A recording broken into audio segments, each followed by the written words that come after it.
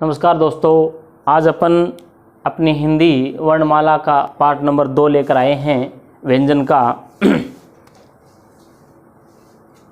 आज अपन पढ़ेंगे व्यंजन।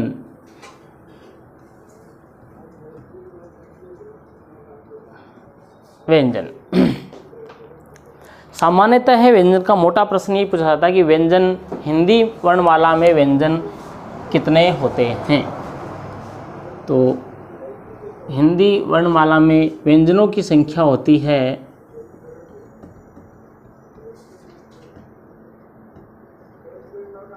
33। व्यंजनों की संख्या कहलाएगी 33, है ना।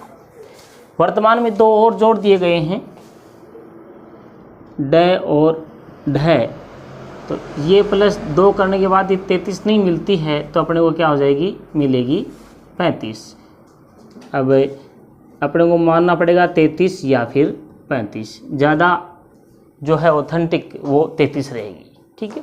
तो सबसे मोटा प्रश्न ये रहेगा कि व्यंजनों की संख्या 33 मानी गई है। 2 व्यंजन और बढ़ा दिए गए हैं, ड और ढ, है ना, जिसको उत्सिक्त व्यंजन माना जाता है। आइए अपन 33 व्यंजनों के बारे में जानते हैं। 33 व्यंजन कौन कौन से होते हैं। 33 व्यंजनों में प्रथम प्रकार के व्यंजन होते हैं स्पर्श व्यंजन। स्पर्श व्यंजन, स्पर्श व्यंजन कौन कौन से होते हैं, है ना। तो स्पर्श व्यंजन का एक छोटा सा सूत्र है, काद्यो मांता स्पर्शा।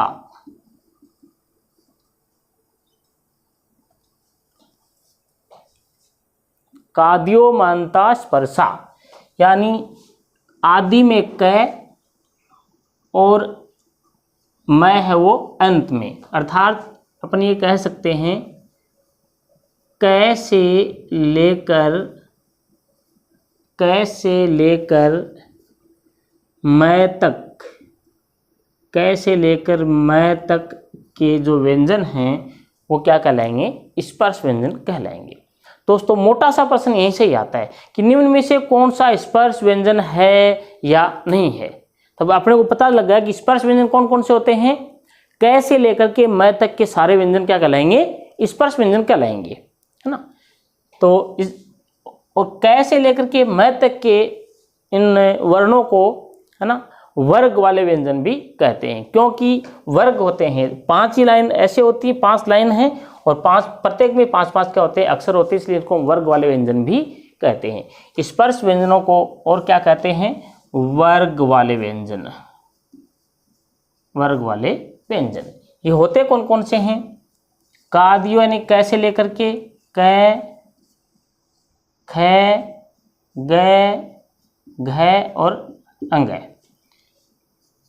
च, छ, ज, झ और इ, ट, ठ, ड,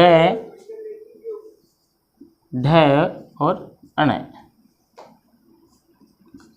त, थ, द, ध और न, प, फ,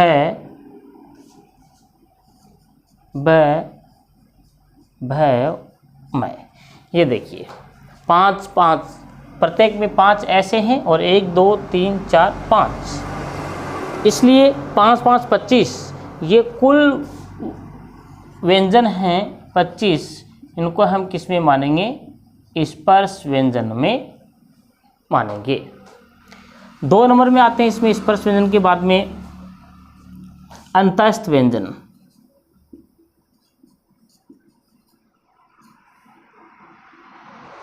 अंतस्थ व्यंजन,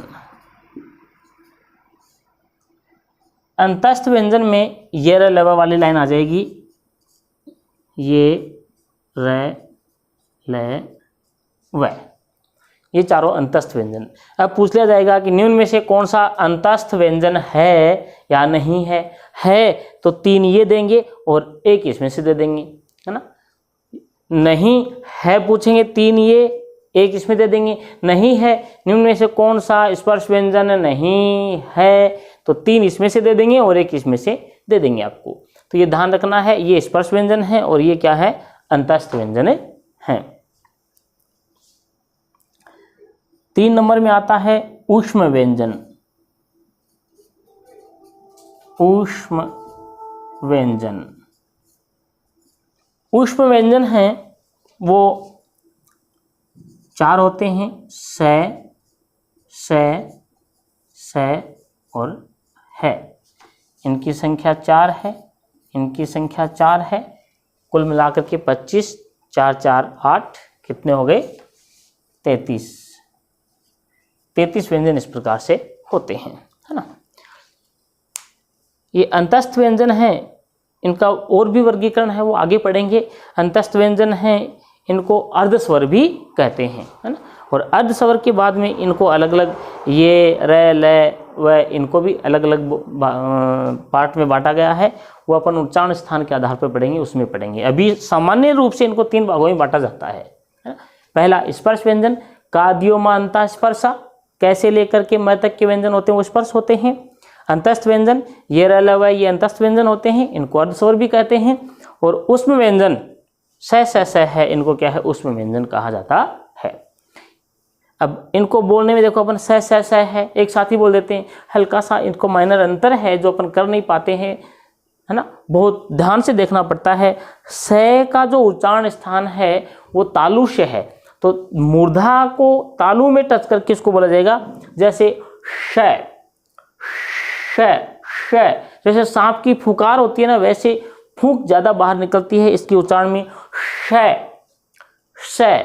तो इसमें दूसरे नंबर के स में है ना, जीभ के मूर्धा भाग को कठोर तालु में, जो दांतों से ऊपर मसोड़े होते हैं वहां टच करनी पड़ती है, तो स। और इसको उच्चारण करते समय जीभ को बिल्कुल दांतों के टच कर देनी पड़ती है, इसको दंत व्यंजन भी कहा जाता है। ये बाद में अगले वर्गीकरण में पढ़ेंगे अपन।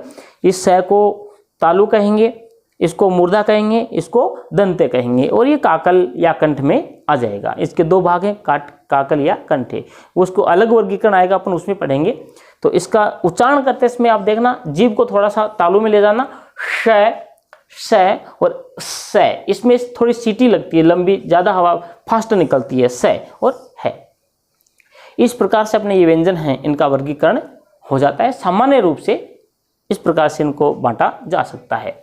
एक इंपॉर्टेंट लाइन रह गई इसमें, क्षेत्र ये वाली, वो अलग रह गई। अपने व्यंजन पूरे 33 हो गए हैं, उनको हम संयुक्त व्यंजन में पढ़ेंगे। वहां से एक प्रश्न वेरी वेरी इंपॉर्टेंट बहुत बार पूछा जाता है, और यहाँ से पूछा जाता है कि जैसे अपने स्पर्श, अपने ये हैं संयुक्त व्यंजन, इनको संयुक्त व्यंजन कहते हैं अपन, संयुक्त व्यंजन बहुत इंपॉर्टेंट है। यहाँ से बहुत बार के प्रश्न पूछे गए हैं, वेरी इंपॉर्टेंट। संयुक्त व्यंजन अक्षय, त्रय, गे और श्रय। वैसे बहुत सारे अनंत होते हैं, 2 व्यंजनों को मिला दिया तो संयुक्त ही माना जाएगा, है ना। 2 अलग अलग व्यंजनों को बीच में से स्वर रहित कर देते हैं तो दोनों मिलते हैं तो संयुक्त व्यंजन ही कहलाते हैं। लेकिन मूल सामान्यतः है हिंदी भाषा में इनको संयुक्त व्यंजन में गिना जाता है। तो ये बनते कैसे हैं, इनमें भी है ना, इसको बाद में जोड़ा गया है। ये 3 हैं, क्षेत्र, ये मूल संयुक्त व्यंजन माने जाते हैं। तो क्षय है, इसका निर्माण कैसे हुआ, very very important, very important. इसको IMP करके लिखना, स्टार तारा जो भी लगाना लगा लेना, यहां से प्रश्न बहुत बार पूछा जाता है ना। क्षय का निर्माण जैसे बोलते हैं क्षय, क और स, है ना, क और स। अब कौन से क और स, ध्यान ये रखना है ना। देखो इसका निर्माण ये देगा, क प्लस स, क प्लस स, क प्लस स, क प्लस स, ऐसे। अब आपको निकालना इसमें कौन सा है, याद होगा तो निकाल सकते हो, नहीं तो नहीं निकलेगा। क्षय, क हलंत रहेगा स पूरा आपका हो जाएगा क्षय, यानी इसके योग से क हलंत और स पूरा बराबर क्या हो जाएगा, आपका क्षत्रिय वाला क्षय बन जाएगा।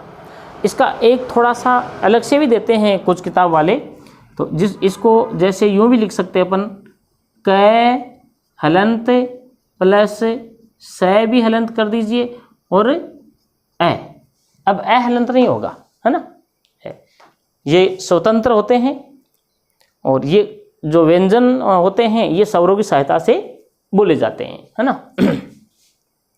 तो ये एक इसका विखंडन है, ये भी, यानी इनके संयोग से क्या बनता है, क्षय बनता है। दूसरा आ गया अपना त्रय। त्रय त्रय में तय प्लस रे, है ना, या फिर तय प्लस रे प्लस ए, ये हो गया त्रय। ये संधि में बहुत काम में आएगा अपने, ये क्षय त्रय ये तो बहुत ज़्यादा काम में आएगा संधि में, है ना, मातृण पितृण, वहाँ वो त्री बना कैसे, उसमें काम में आएगा ये। इसीलिए अपने हिंदी वर्णमाला का, हिंदी व्याकरण का आधार जो स्तंभ होता है, नींव जिसको अपन मानते हैं, वो स्वर व्यंजन से ही होती है। संधि है, सारी की सारी संधियाँ ही हैं स्वर और व्यंजन के ऊपर टिकी हुई हैं। घोष है, अघोष है ना, कंठे है, तालु है, इनके ऊपर टिकी हुई होती हैं। पहला, दूसरा, तीसरा, चौथा, घोष है, घोष, अल्प प्राण, महाप्राण, सारे बहुत सारे व्यंजन उसके ऊपर ये टिकी हुई होती हैं। तीसरा रहेगा गे से ज्ञानी वाला, इसका निर्माण होगा जय प्लस ये, है ना, या फिर इसको क्या कर सकते हैं अपन, ऐसे भी कर सकते हैं, जय ये और ए ये। कुछ किताबों में इसका एक रूप और दे रखा है ना, लेकिन मैं प्राथमिकता इसी को दूंगा। इसको आप क्या करना है, इसको फर्स्ट नंबर पे रखना है। और कुछ किताबों में आपको मिलेगा गए, गमने वाला गए, गए प्लस ये प्लस ए, अपन इसको यहाँ इसको सेकंड नंबर देंगे। दोनों आ जाते हैं तो आप इसको फर्स्ट नंबर करके आना, ये मत करके आना, ठीक है। यहाँ इसको ऐसे कर देंगे अपन, गए प्लस ई, बस। एक रह गया आपका श्रय, है ना, श्रय का हो जाएगा ये, इसमें ये स होता है, स प्लस रे। दूसरा इसको यूं कर सकते हैं अपन, स प्लस रे प्लस ए, ये आपके हो गए संयुक्त व्यंजन। वेरी इंपॉर्टेंट, यहाँ से आपका एक नॉर्मल एग्जाम में मतलब पूछते हैं ये जो संयुक्त व्यंजनों का जो बनावट है किन किन से मिलकर के बनी है, यहाँ से पूछा जाता है ना। तो क्षय क प्लस से, त्रय तय प्लस रे, और गे वाला ध्यान रखना, गे है वो जय प्लस ये, इसको जय बोलना चाहिए वैसे तो, लेकिन अपना उच्चारण क्या होता है, गे होता है, इसलिए अपन क्या है ग प्लस ये बोलते हैं इसको, है ना।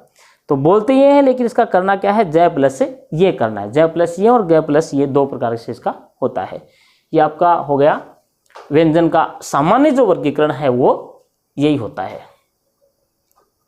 अपना व्यंजन का पार्ट नंबर 1 यहीं खत्म होता है। अपन नेक्स्ट वीडियो में लेके आएंगे व्यंजन का पार्ट नंबर 2। जय हिंद, जय भारत।